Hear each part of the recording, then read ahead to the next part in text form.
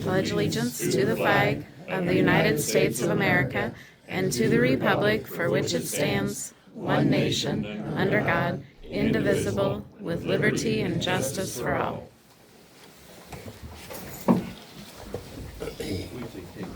I'll call this meeting to order of the Henry County Board of Supervisors on the 18th day of 2025 at 9 o'clock in the morning. The first thing is to approve our agenda. Motion to approve. Make a motion to approve the agenda? Is there a second? Yes. Second. Any discussion? No. Hearing none, all in favor say aye. Aye. Aye. Opposed? None. The minutes of the December 11th, 2025 would be presented. Motion to approve. Make a motion to approve the minutes? Is there, and then there's a second. Any other discussion? Not on that, but I did find an error that needs to be corrected on a different date. Okay. With that, all those in favor say aye. Aye. Aye. Opposed? Jake, you are up, sir. Okay. The first item here is a resolution. I'll go ahead and read it, and then we guys can talk about it. Resolution 37-2025-20, approval of laydown yard lease for Henry County Quarry. Whereas the laydown yard lease between ITC Midwest LLC and Henry County to allow ITC Midwest LLC to lease the Henry County Quarry ground for the purpose of storage of materials, and whereas ITC Midwest LLC has agreed to pay one lump sum amount of $136,350 for 10.1 acres, $500 per acre per month from October 1st, 2026 to December 31st, 2028. In addition, ITC has agreed to pay $445,625 for rock crushing at the Henry County Quarry. Whereas money received from this lease will be used for 2026 rock crushing contract at the Henry County Quarry. Now therefore be it resolved by the Henry County Board of Supervisors in session this 18th day of 2025 that the Henry County Board of Supervisors hereby approves and directs the chairman to sign the lease agreement. Okay, we have this resolution. All, motion to approve the resolution. I'll make a motion to approve the resolution with some discussion. Second? Second. We have discussion. Yeah, Jake, so this is $136,350. This is an upfront payment, or is this? Yeah, it'll all be paid in full. The agreement right now with the communication that we've had is we would probably receive the money in January once they sign their side of it. They would pay both fees at the same time, so that money would get deposited in the road department, and we would utilize that for rock crushing at the county quarry this summer.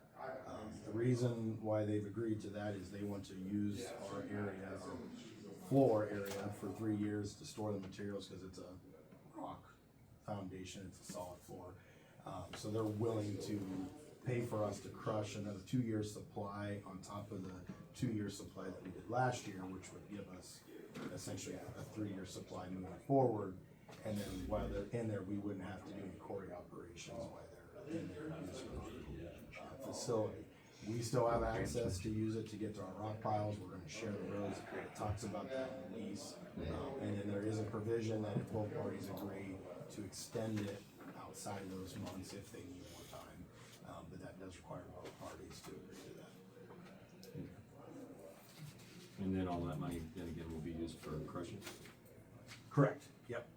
So in our budget, when I come talk to you guys in January, we will be putting it on to crush between 100 and 120,000 ton of rock to stockpile for the next couple of years, next 3 years to add to it. So in the back of that lease, there's a map that shows where they would be at, where our stockpiles are at, and then it shows the shared roads that we use inside the quarry. There's an attachment to it that allows them for the MSHA stuff that we have to do for the notification, that all people from their entity would have to be in there. This is separate from any road use agreement that we still have to work out with them for when they do this is just them wanting to lease our facilities.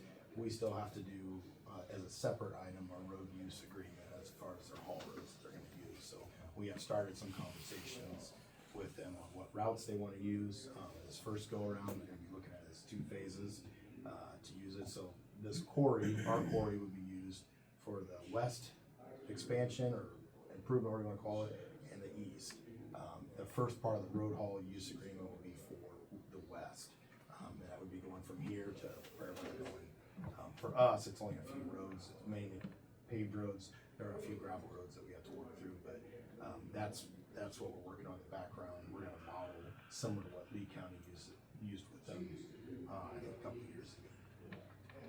That's a side note. I just wanna make sure it's two separate deals. This is just our quarry. I'm sorry to interrupt. No, you're fine. Now, would that include dust control to and fro? So that would From be the quarry. road use agreement. Okay, We'll take care of that because I Okay. gotta use our road. as long as it's included in there Yeah, somewhere. it's so- not included in this document, but they can't get to it yet until we get the road use agreement figured out.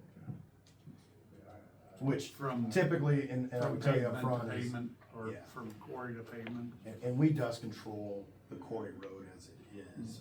And in this case, the portion, whichever direction they're gonna plan to go out, they would then be responsible. That's what we'd ask them to do, is be responsible for that portion. But that's part of the road user agreement. Cause I would think with more heavy trucks utilizing it, it would cause Correct. more of a problem. So being a quarry road, that we Yeah. typically rock that road every year for our use, for us, it's maybe not as risky from the standpoint of a gravel road that doesn't see that much truck traffic. Right, So they I get think what they're bringing in, isn't gonna be anything it's mainly the poles and different things that got length to them and different stuff like that. But again, we handle that through the road. Yeah, I get it, yeah. So, Any other discussion? With that, I'll take a roll call vote.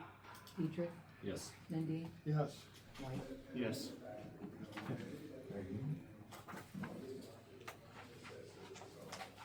And Mark, you would sign your name there, it doesn't ask for you. Maybe down below the date, I would put in the chat.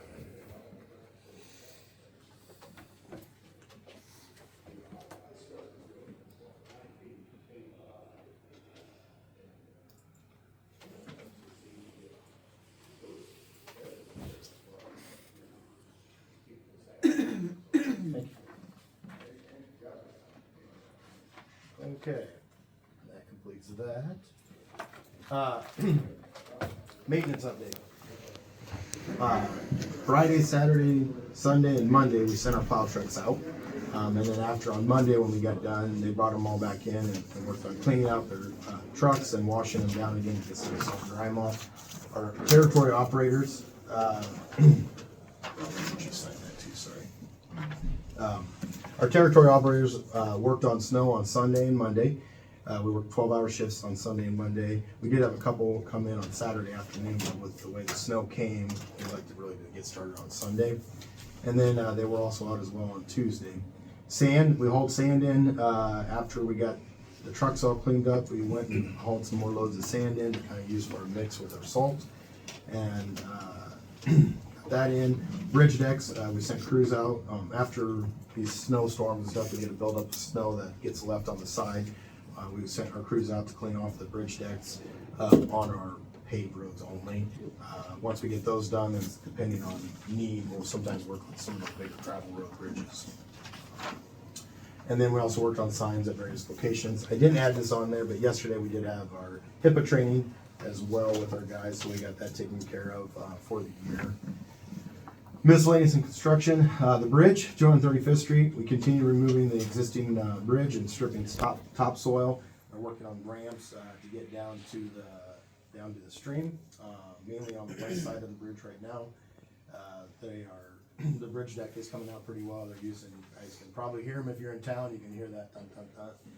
They are chipping away at that and working their way from the east to the west on removing the bridge deck itself. The next item, this is more as just to get prepared as we start talking about dust control on a rainy day here.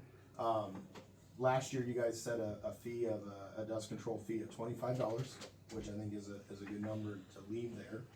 The late fee, we had left it at $25, but we were talking about whether or not you guys wanted to up that or not. And I guess I wanted to ask you what you guys wanted to do for that late fee, or if you want to leave the same as is 25 currently. late fee, as you're stating, is an additional 25. Yeah, so the 25 is the processing for us to go out there, whatever the time that we take to deal with. Getting the paperwork, getting the blade guy to go check it. It's not necessarily intended to cover all the costs, but it is trying to cover some of that time that we have to work on it. The late fee would be it's $25 for the application, and then last year we had a $25 late fee on top of that, so it would have been $50. We definitely received some differing comments about whether or not it was relative or not. I think overall most people were okay with it. Maybe not okay wouldn't be the right word, but nobody wants to pay more, but understanding what's our justification of what we talked about. I think it's fine to leave it where it's at right now, the $25 late fee, that'd be my opinion, but that's up to you guys if you wanna up that ante. I don't think we had a lot of issues with it. At one time, years ago, gave us an estimated cost, what it costs to run a motor grader per hour. And I would think any one time would be at least an hour's worth to go out. Yeah, I mean, they make it a part of their day. We get a 2-week window. For the regular one, but I'm talking about the late fee, if they have to make a special. Yeah. And, are we covering half of it at that, or? No, I mean, I'm not, not. Yeah, making all of it, still I think you can take that approach. I don't know if that, that. I think the whole idea for us was we're just trying to say, get your application in so we know we do it one time. That's the goal of this. And for the most part, really what we ran into this last year was it was so dry. Towards the end of it, there's people going, I don't care. I need something out here. The dust is bad because we hadn't had any rain. So, and to be honest with you, at those late times, there is very little prep work we can do at that point because of what we were doing with our mode. So, but you're right. If you were going to talk about us going out for a special trip, typically you're with labor and the machine hours. If you're looking at railroads, you're somewhere in the $150 an hour that we're looking at for what that is. Now we don't charge that, so I think it is a good idea just to kind of think about it. But right now, what we're asking would be, if we go off of last year, $50 for total cost for the late application, 25 and 25. Whether or not you guys want to change that, that's up to you guys on that. So, and this is more like put it in your mind, back your thought. If you want some information, I can bring back to you like how many late fees did we have last year, just to give you an idea. I was gonna ask if you know, just ballpark how many we had. I couldn't tell you right now. It would be a real big ballpark guess. So. Because at this point, I'm inclined to say, let's just up it by another $10 to make sure that people are paying attention. It's like, if you're not paying attention, it's kind of your own fault. And to get those late fees and those late applications, at least it gets their attention at this point. Okay. Well, what I can do is we meet on Tuesday next week. I can, let me collect some, I'll tell you how many late fees we did Total plus process, late fees and then and how many 21%. dust control permits we did in total. Yeah, that'd be So I'll nice. bring that to you. And that'll help us understand where everybody was in the big picture, big scheme of things. But yeah, we might as well get started. And then we can make that decision. Kind of need to make it probably next week, just so that we try to get that out to the vendors that provide dust control, so when they mail out their flyer, then it's clear that's how they kind of get their message out to the people, their existing contacts. So. Yeah, great. Okay. And then my last item was budget presentation dates. Are you guys gonna look at Tuesdays and Thursdays, or are you trying to stick with just Thursday for budget presentations? I think we can be flexible. We got enough to do more than one day. Okay. We need to be Listen, flexible. your budget presentation is the longest one we probably have. Yeah, and there's popcorn outside, so Oh, We'll get you that.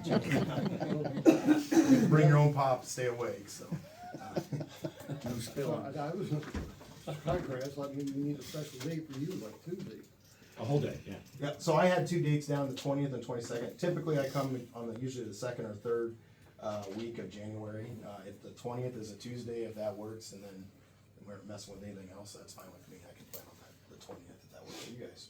Works for me. Well, I Yeah, think it's I good. think that's good. That gives us a couple of days to think about it, because we may have some questions on your budget, since it's the biggest one. No problem. And then I do have a couple of questions for you, like. Yeah. So you asked us a question, and maybe Robin knows, this pie chart thing, Robin, that we got an email on, that the state is asking us to do. So every year, Yeah. the state auditor sends out that thing, and I guess since I report to you guys, I just wanna say, do you want me to spend time doing that or responding to it? That's why I asked Robin if she's aware of it and she knows. I got in that email yesterday, I was busy at the time. so I What are your didn't- thoughts? Is that worth his time? I Let me think look they at it. like each individual department to do it, don't they? Well, They that's said- what it said, only a third or maybe at the most participated in that thing. So, let's find out, I guess. I'll look See at where we're at. it today. Well, I just didn't wanna do something if you didn't Yeah. want me to do it, or. Well, yeah, and I whatever. don't think you need to jump on it, obviously, but let's find out if it's worthwhile here. Robin can give us some direction maybe. And then, since Zach is here, we did have a conversation about, this, some potential opportunities to, turn some projects in. So, you wanna just hit on that briefly? Yeah, so, Zach, you can correct me if I say something wrong here, but the idea of the region is to develop a list of projects that if there's a grant opportunity to go after, that a county or a city wants to go after, the regional planning wanted to have a master list of potential projects that can say, yes, we're behind these. In the past, we would request a letter of support, not saying that they wouldn't support one that we wouldn't have listed on here, but the idea was just to kind of make it more of a regional plan, as far as the 4 counties together to make sure we're all on the same page. So we've had some illustrative projects, and illustrative is a fancy word to say we have no money to finish these projects. And the first one up there is not necessarily don't have the money to do it because we've received some safety funds for it and we're moving forward with it, but it's a matter of shuffling it. I've reached out for the Miller Meeks a couple times on the first one there. That goes from Oakland Mills to Highway 34, changed there on Franklin Avenue. But we did list that one down if there's an opportunity because we would request a letter of support. Again, we don't know with the way everything's going if there will be that opportunity, but we still want to show it. The second one was Racine Avenue. This would go from Mount Union to New London. It's another project that we know is out there that we need to do, but fitting that on the program and trying to find the funds to support overlaying is another illustrative. The next one here is from Salem to Highway 218. There it's a replacement cost of removing the old concrete and replacing with new concrete. Again, no funding for that yet, but it's one that we know that's out there. And then this one here is one that would want to work with the city on potentially, but looking at 255th Street from the 218 interchange to tie into Lexington. And again, trying to capitalize on the airport, having a loop around there connecting. Right now it's a gravel road. So these would be 4 projects that I kind of put forward as far as hitting if there's ever an opportunity for grants. Right now we don't know of any that are out there, but it's just trying to see if it fits in. And then the region is gonna take our list and incorporate it, maybe not all of them, but they're gonna figure out what they think fits the mold that they have. And you'll look at them all, right?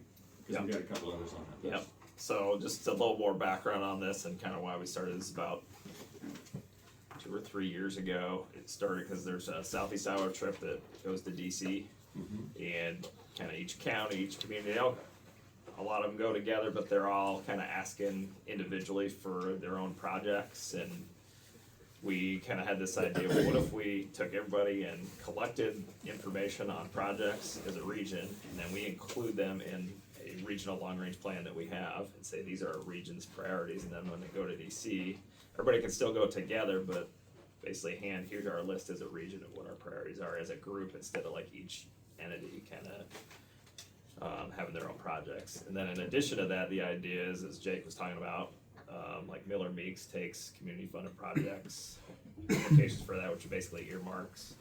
And then there's some federal discretionary grants or even a few state discretionary grants. So this would also be an opportunity then for those same projects to be highlighted in our regional plan and kind of give it some extra justification if anybody's looking to apply for those funding programs. So we've taken applications, and yeah, these are currently on the list, but we do have some like certain kind of guideline standards that everything has to meet. So we still got to filter everything through it and see what's gonna make the list. But yeah. But that's a good lead in and gives everybody a pretty good idea of where you're at and how it all ties together, work together. So, great, thank you very much. And that's all I have unless you have any other questions for me. Do you have any idea what kind of vehicle count is on that little, about half-mile stretch of gravel or east-west? It varies quite a bit just because of the truck traffic that we see Quarry. on there. I can get that to you. I don't wanna make a guess. I would tell you it's somewhere around that 100 to 150 vehicles a day, range. But again, if you did an improvement, you'd see that kind of grow. I'll bring that to you next week and give you a better idea. Gravel roads, when we get to 200, we have very few gravel roads that hit 200 vehicles a day. Merrimack Road is one of them that hits 200, mainly because of some of the truck traffic that we have on it. That would be one of our heavier travel gravel roads. So you just kinda, because you know they're gonna tear the heck out of it anyway, right? Merrimack Road. It's okay. So, but that's an example of that's one that would fit on as far as when you're looking at the big picture of what can you do. Right now, our issue has always been trying to support what we have currently and balance that to if you add more, how do you pay for it? And right now, we're trying to show is that it's hard for us to stay on top of that resurfacing plan that we've got currently, so. We wanna be cautious, I guess is what I would tell you. Good. Thank you, Totally guys. agree. Thank you.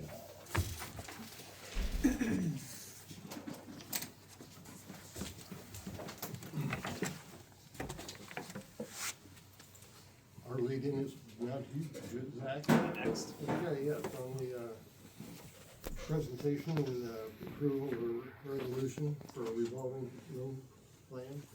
Plan. Yep, thanks for having me again, Zach James, Southeast Iowa Regional Planning Commission. I don't know, maybe about 4 weeks ago or so I was here and gave you guys an overview of the RLF program and went through the changes, some changes to the RLF administrative plan as well that we were proposing. Since then, we took that plan we developed that with feedback from the Revolving Loan Fund Committee, and have since met with them again and reviewed it. Steve was in that meeting as well. So we went through everything, just made sure everybody was comfortable with it, and they made a recommendation to you guys to approve that. And so that's why I'm here today. I wasn't necessarily going to go through. I think I went through most of the changes when I was here last time, and I could go through some of the bigger changes if you'd like, or I can just kind of highlight them. But Just highlight maybe 3 or 4 of that. yeah, so one of them, I'll before I get to that one, I guess, on the eligible applicants, in the current plan that's adopted, it says it's for-profit businesses only. We expanded the definition of eligible applicants to include nonprofits as well. We have a couple regional pools of funds that we make loans out of as well, and we've done a few loans for nonprofit entities, so we just want to expand that. Again, and everything we're really doing is trying to, because we haven't done a loan in quite some time, basically trying to expand the parameters a little bit and make it maybe a little more palatable to people.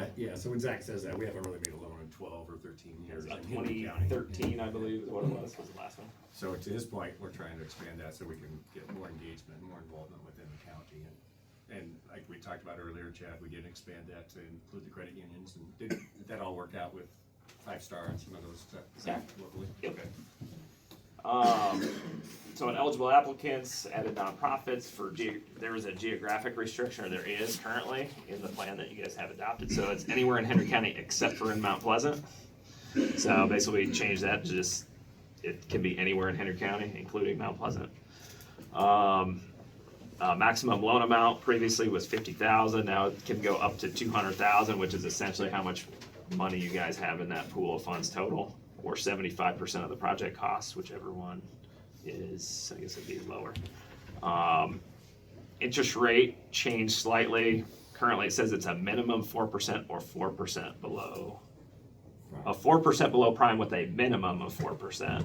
And we changed it to the lower of 4% or 75% of prime, which that would have to be at a point where interest rates get really low. So if interest rates get below 4%, then it would be 75% of that. So these are intended to be low interest, so the idea is that there's gotta be some kind of gap compared to what the market rates are, which I haven't looked recently, but they're probably around 7 to 8%, I would guess, right now.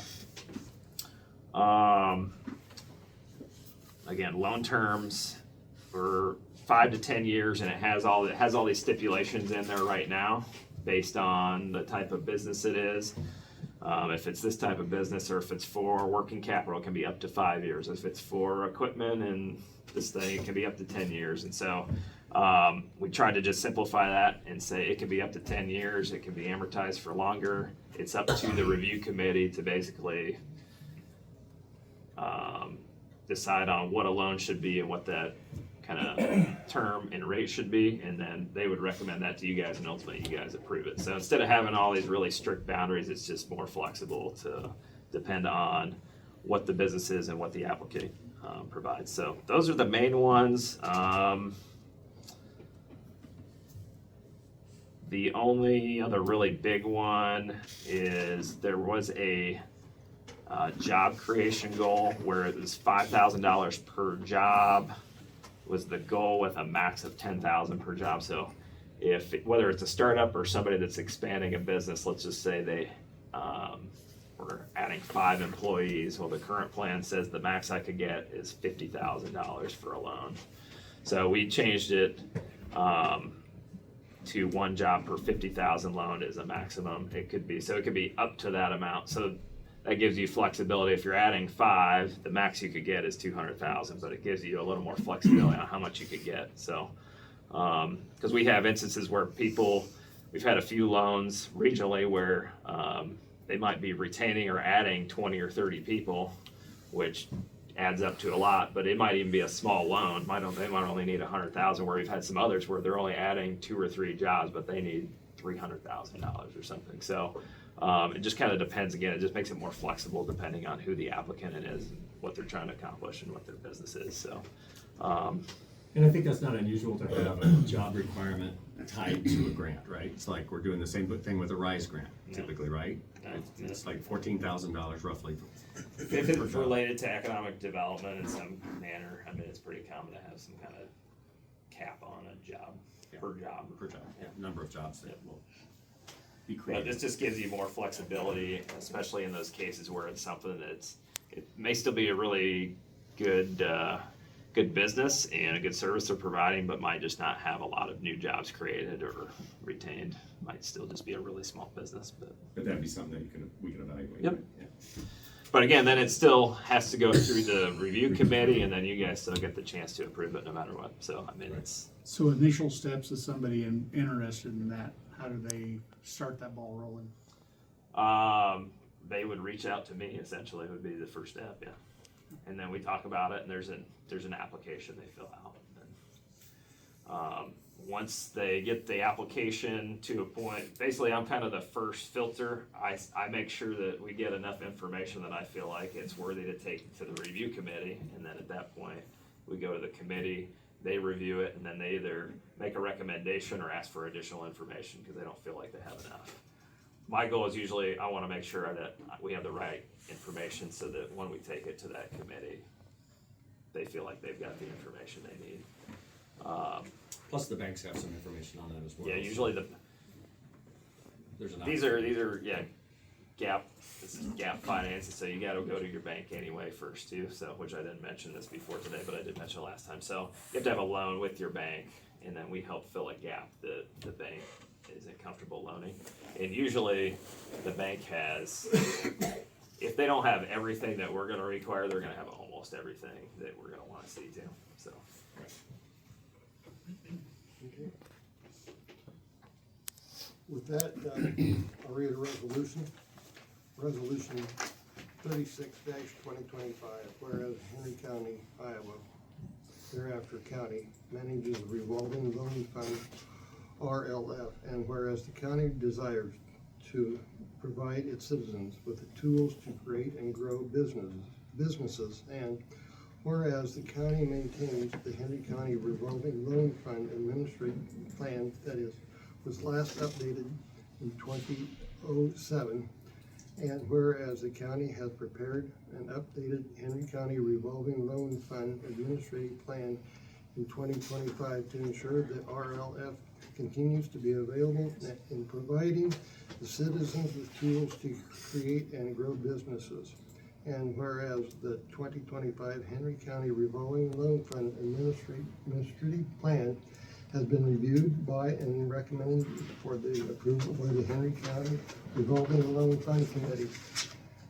It be therefore resolved by the Board of Supervisors of Henry County, Iowa, that the 2025 Henry County Revolving Loan Administrative Plan is approved.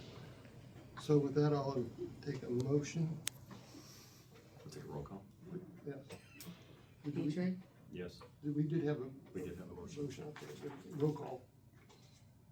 all right, you said yes. Lindy, Yes. Yes. We'll need two of these, won't we?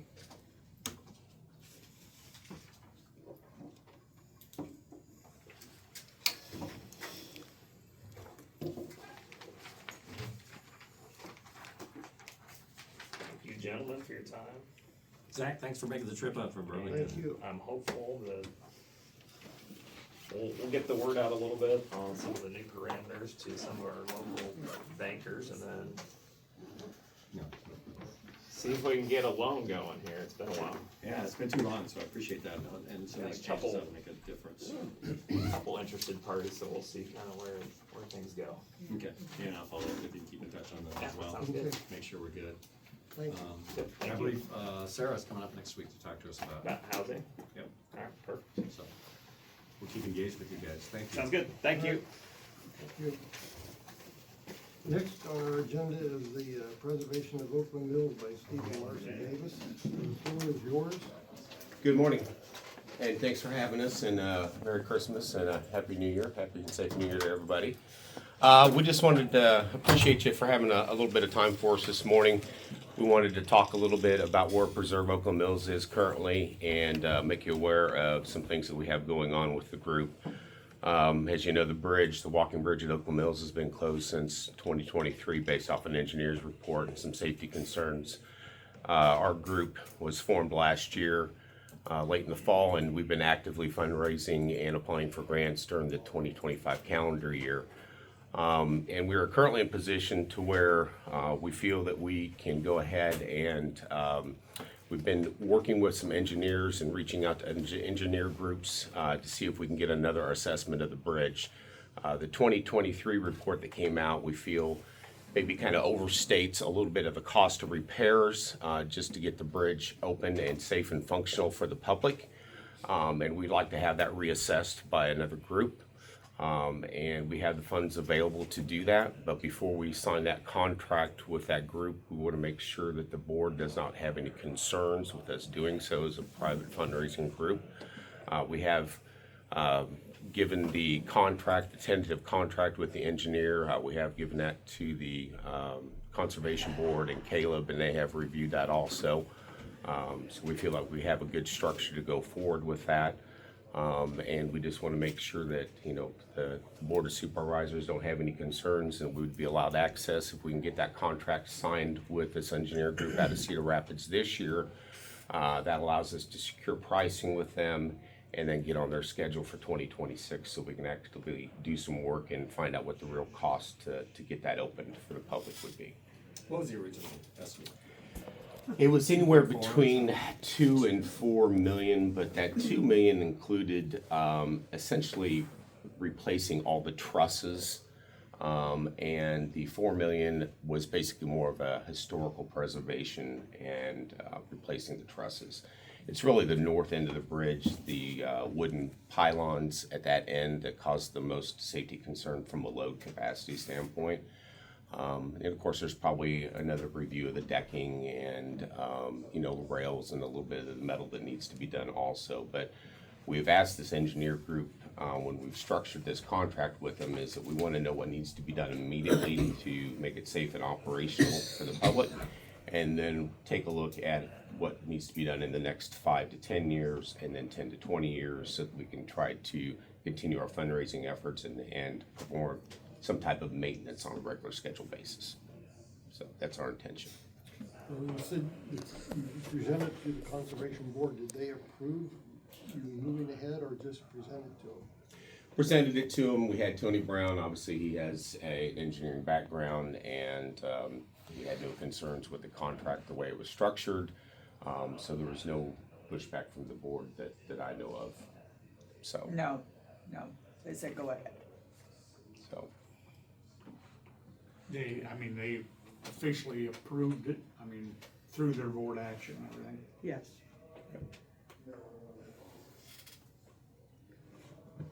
Do you want the county attorney to approve or look at that contract, or since this is a private entity, I'm sort of don't know which way to turn on that one. Yeah, we can ask him, but I'm pretty sure we know what he's gonna say, right? It's a private entity, so, Do what they want. yeah. Any thoughts, Chad?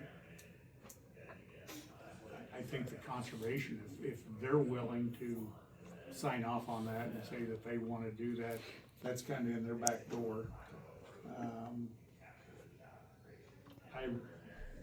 I guess it'd be interesting to know where they,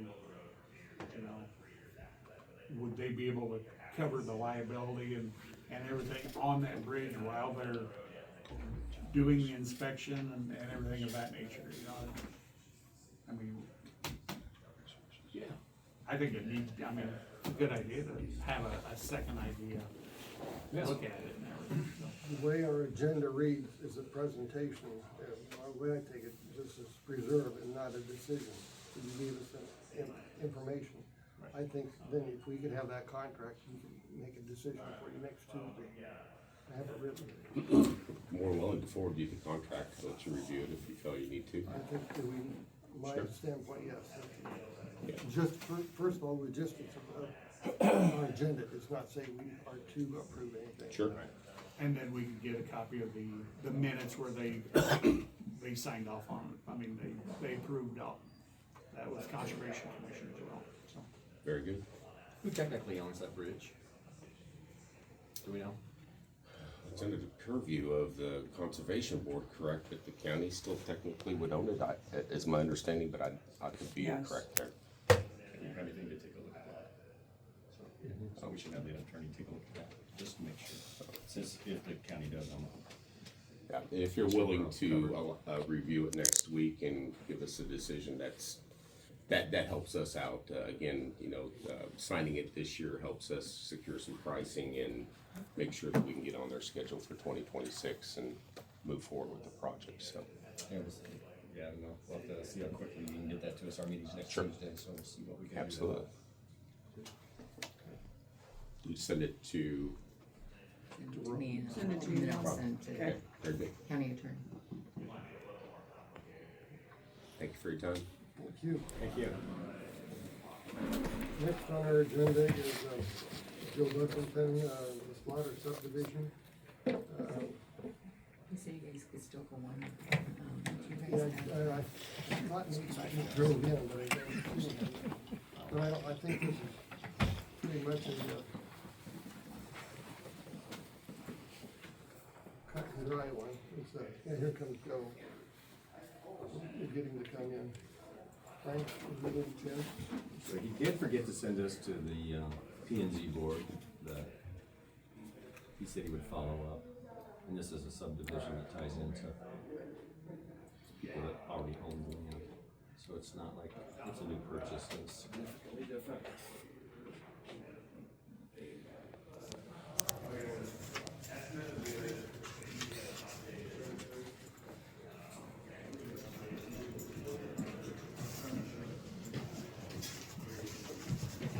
In this picture, Franklin Avenue is off to this side. There you are. Good morning. We've got a one lot subdivision in section 15 in Jefferson Township. See from the map there, it's 130th Street just west of Franklin. You meet all the requirements, 75 feet of road frontage. City of Wayland signed off on it last night. They're waiting. They're right to subdivision, so it's ready to go.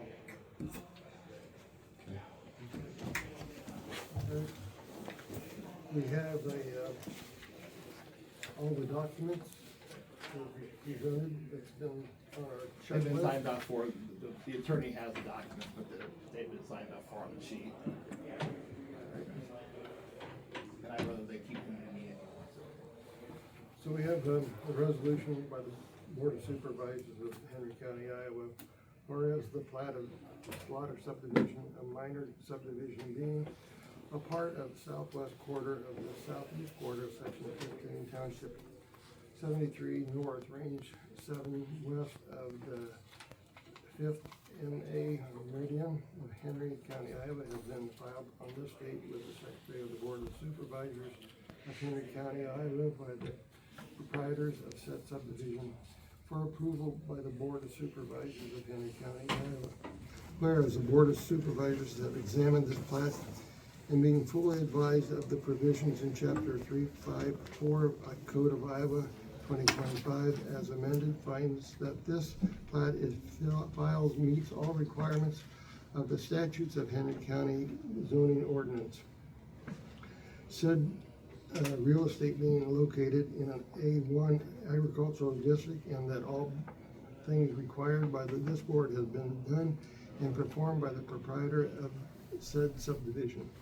And whereas the Joseph Buffington, the planning and zoning administrator of Henry County, Iowa, has reviewed said final plat and has been approved by him in his official capacity as the planning and zoning administrator.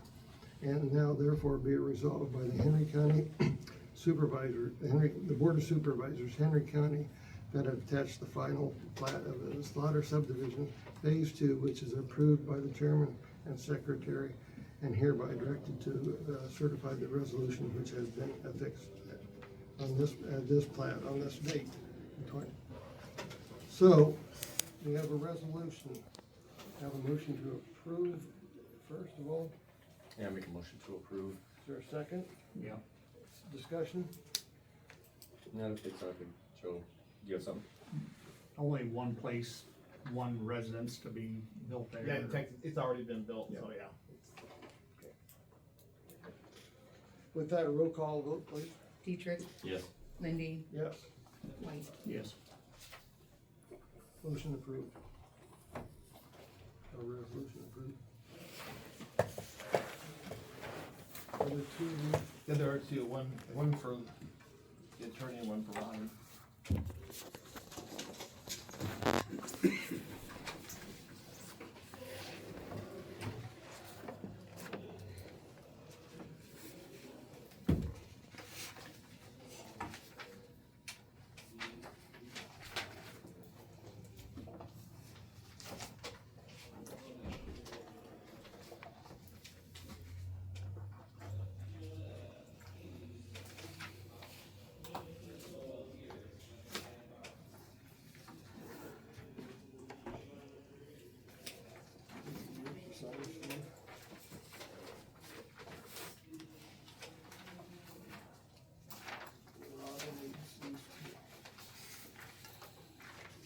I need that.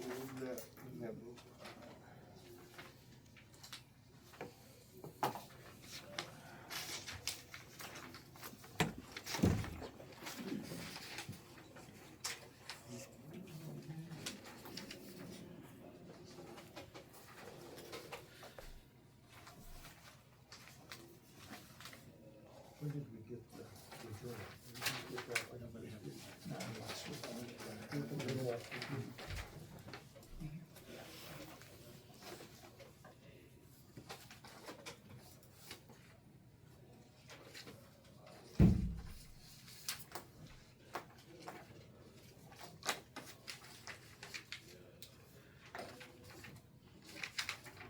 This and that you can keep for your resolution. Okay. Thank you. Thank you. Thanks, Joe. Next on our agenda is to approve official newspapers. It says here the Winfield Beacon, but we also have gotten the New London Journal and the Mount Pleasant News. They are all with the same publishing company.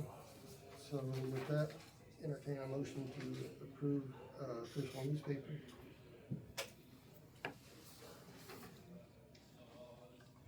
We have a motion. Is there a second? That's second. Second. Discussion. discussion, all three of them are managed and maintained by the same entity. I don't know, I got thoughts on how that should operate, but they're it's out of our hands. I mean, they all That's wanna all we be, got, we have to have these. they all wanna have official newspaper status and everything on it, so. We have talked in the past to our state representatives about this exact issue, saying, why do we have to have three papers? They truthfully can't give me a good answer. But it's in the code, and we're required to do it. So that's three different entities with three different invoices for each of our meetings, right? Okay. Well, at least they're working the system. With a motion and a second, Second grand. we have the second, with no other discussion, other than what we have said so far. Motion, all those in favor say aye. Aye. Aye. Opposed, none. We will now go to, subcommittee. Yesterday I sat in on the Area Economic Development Board. They give us a little bit of a rundown on the local study being made on local development and funding of that and how that will come forward as the year progresses. They're working. It sounded like I think they were at a pretty decent percentage of what they were asking for the timeline involved and everything. They've contacted about 35 different entities, I believe, and about that many more to contact and schedule with and visit with about. So one of the board members of that was Brent Schleisman that unexpectedly passed away, and we will miss him, from representing Mount Pleasant on that. Steve? Yeah, I had a Southeast Iowa Regional Planning meeting last Thursday after the session was over, and we talked a little bit about the revolving loan funds that Zach talked about this morning. We talked a little bit about the Great River Housing Trust Fund. Sarah Hickox will be here next Tuesday from that group, Southeast Iowa Regional, to give us a little bit of an overview on the housing situation and give us some updates. And then we'll be better understand that as we move into 2026. Then we talked a little bit about C-Bus as well, and some opportunities that we see there. I know you guys are probably familiar with the new C-Bus out here facility. So they're looking for some more opportunities. I know, Mark, you've talked about a couple of opportunities, and one of the things that I had visited with Pat from C-Bus on was, we do get engaged with old threshers, but they don't get engaged with any of the stuff that happens in the fall. So we're going to talk about that and try to get together with the folks out at with Terry Williams and that group to talk about getting over to the haunted house area and the Polar Express and kind of that stuff as well, and maybe get some of the nursing homes involved in that so that we can do a better job of servicing the community. So those will be on our agenda as we get into 2026. That is about it for subcommittees. I have none this past week, but I have two tomorrow, so, I was gonna say, I got you have something else to update us? I got another subcommittee issue to talk about for Friday with South Iowa Crime Commission. If you guys got anything, Sheriff, if you got anything, you probably share with Terry back and forth on a regular basis anyway, so. I know that already happens, so. Anything to share with or not, so. I know they're gonna be discussing wages for their people and kind of see where they're at and everything, where everybody's at on that, so. Historically, I don't go anything above and beyond what our own county people are getting. I think that wouldn't look very good, so. And if it comes to that, I mean, we need to have a starting point, so that's yet to be done, so. On a second issue, with Carlos Lopez, I've reached out, to a law firm, as we spoke about last year, or last week, just to put a little people's mind at ease. It did not cost the county any money. It was a part of a service that was given to the county through the ICAP insurance that we subscribe to and go through. They have a legal services thing that offers consultation and a few hours of their service. I confirmed that it was a unbiased, unsolicited communication, no communication. It was just with the information that was given to them. And I guess I'm just gonna say it. He looked at it, he reviewed it, he gave me a recommendation. I had some additional questions I wanted to ask and clarified. He responded to that. And it boils down to, he does not recommend the county making the reimbursement to Carlos Lopez for the legal fees. He said it puts the county in a bad legal predicament. So. I also have reached out to the Attorney General again. I think in my mind, I would like to hear an answer from them as well. But I have not heard any response back from them on that, so.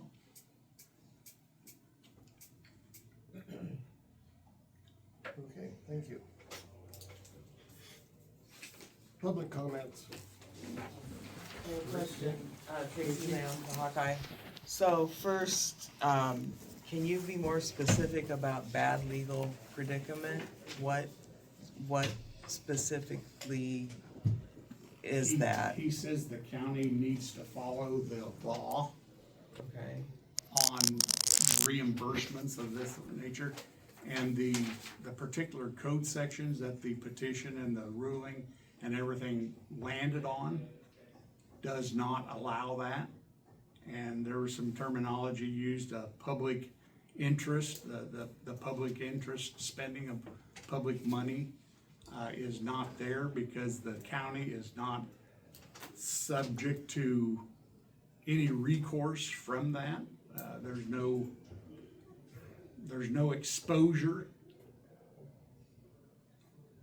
to the county to create that public interest funding. So not being an attorney, I asked him break that down for me the best I could, best I could understand it, and he did.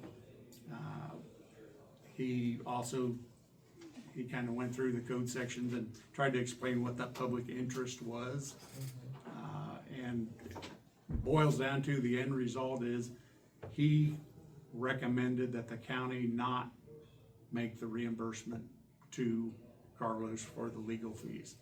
I made sure that he understood that it was no damages or nothing above and beyond the legal fees themselves, the actual invoices.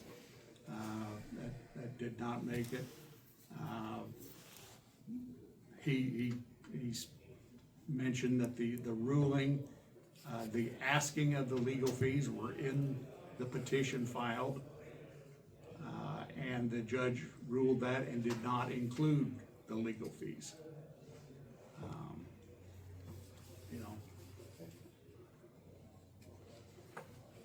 I have my personal feelings as we've shared, but again, the legal recommendations from the outside unbiased attorney on that is not to do that. I checked with ICAP, the county's insurance handler, that handles the insurance.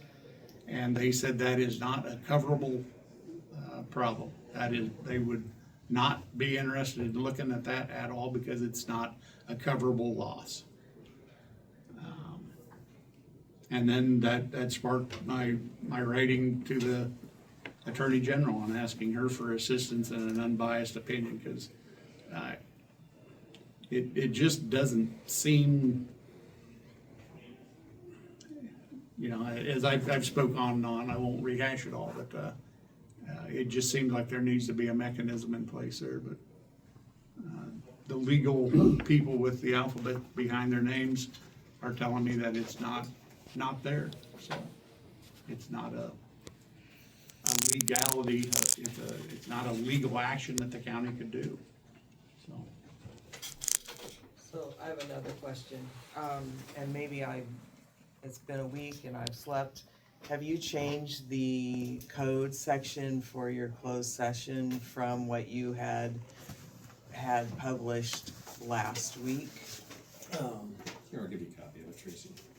Oh, I've got. This is where we're going from. Yeah, but No, it hasn't it changed. appears, this is the same, Yeah, it's all the same. okay. And so for a closed session, elected officials can sit in on the closed session as well as the county attorney if they choose to do so. The IT audit team, obviously, that has created the audit, and then our own IT person, because of the nature of the material, it's confidential, cybersecurity. Okay. So we won't share that data or that information after the closed session. We'll keep a recorded version of it for future reference, but we won't be sharing that. Okay. Answer questions? For now? For now, yeah, Okay. thank you. You bet. Any other real? Okay, last Saturday, you know what the weather was like, snowstorm and cold. And so I sat in the house for quite a while, and I'm going through old newspaper articles and a couple pages that Melanie sent along, from the county attorney. And that guy's sitting there like a vulture, just waiting on you guys to make a mistake, and he's after you. I see that, and Chad, you do too, so I agree with you. You gotta do this thing right, but I don't think we need to give up on it. So anyhow, so for right now, you guys need to take care of that, and I'm gonna back off of my own personal civil rights case, okay? And you know what that is, I'm sure. Anyhow, I look at this letter that Robin puts in the Hawkeye and KLJ news, and there's a couple things stuck out to me. She says, Henry County is my home. Now, come on, there's 22,000 of us that think Henry County is our home. It's not about her. She doesn't know that. And then she says, Henry County government should operate as a team. Is that you guys' attitude? You got a team against us, the people? And I see that over there and over here. Anyhow, maybe we the people need to have a team and get this thing under control, because we have spent way too much money on outside counsel, and I don't know how we're going to get it back. And we expect our law enforcement officers to be out on the street, picking up criminals and providing safety for us. But I can tell you this, we have family up in Wayland, and we have grandkids go to the Waco school and sporting events. And these people that the county attorney dismissed the charges on, I've seen them several times walk across, just last Tuesday, across the gym floor right in front of the bleachers, like they're Wayland's finest. They don't put a hoodie over their face or anything. They're not ashamed of nothing. They're still in business, still getting papers served on them, and they don't care. They're still going at it. Anyhow, so I want you to know, I'm on Team Lopez, period. And he's not here, but I'm gonna give this to the sheriff. He uses it as long as he needs it. Now there's two of us waiting on you guys to get this taken care of, okay? Deputy Lopez and myself, we're in it together. So with that, I think I need to sit in on that closed session today. I'm the one that brought that paper that got this IT thing started. So you ought to include me in that. And outside of that, I'd just say Merry Christmas to all you guys. Everybody. Thank you. You're welcome. Yeah, I was prepared to come in here today What? and tell you that after studying definitions and codes and everything all week, I was prepared to come in here and ask for a little sage and cumin on the dressing when I smoke my crow and eat crow. If you would have made a resolution instead of a motion, would it made any difference on reversing him? What happened here today just tells me nobody, absolutely nobody wants to come to work for Henry County. I wouldn't want to be a snowplow operator for Jake or a road grader operator. If I did something that caused damage to somebody else, they're not going to stand behind me, even if I was in the right. Who wants to go to work in the jail now? Who wants to become a deputy? Public service just got shot in the foot here today. Or actually the day before, whenever you talk to that person, Chad.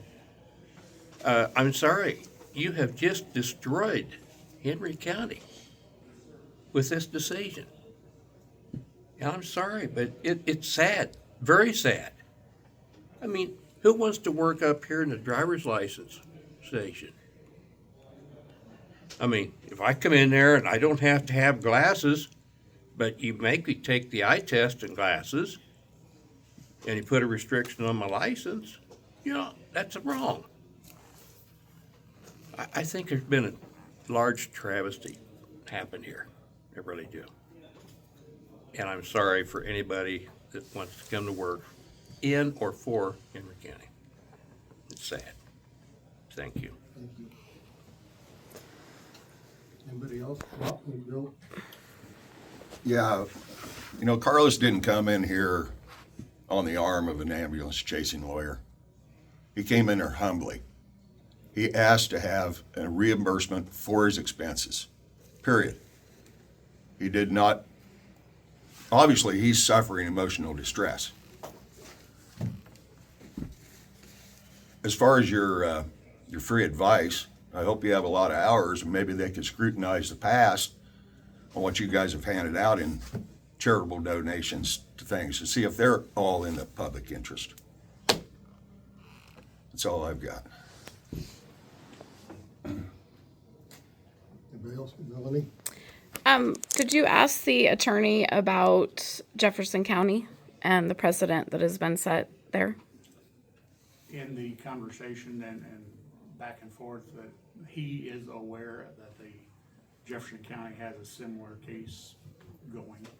So did he have a legal opinion on how they were able to reimburse? It's not a precedence. I mean, the board has taken an action, but that has yet to be Tested. so. Okay.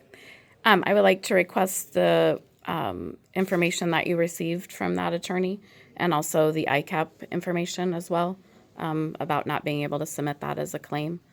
I appreciate that. Thank you. Anybody else? If not, we are adjourned until we go into closed session. I do have one other question. Has anybody communicated this with Carlos, or he's going to need to watch the video to have this information given to him? I have not communicated with anyone other than today in this meeting. So he's supposed to learn of it this way? Well, I don't think there's a final decision. There's there. not Oh, I'm okay. waiting for Made. Some Okay. feedback, contrary to what Okay. maybe people believe. You know, I'm it doesn't just sound very sharing- positive, but there's not been a final decision. Final So are there any further steps that are going to be taken by you guys, or do you not know yet? I would like to think that the Attorney General will respond, but I'm not real optimistic about it. Okay. Wasn't there also a, We actually are adjourned, but we'll go That's on. okay. We'll let you go on. was there a settlement made, a $20,000 settlement made with a former, was that here in the county? Okay. Yeah. I Pre- just threw this out. I sent a packet up to the Attorney General, okay, and the State Auditor. And, you know, all of us in here, we got a little time. Send a note up to the Attorney General. It's not a big deal, doesn't cost much. So let's stick together on this. Good suggestion. Thank you. Thank you. We're adjourned. Okay.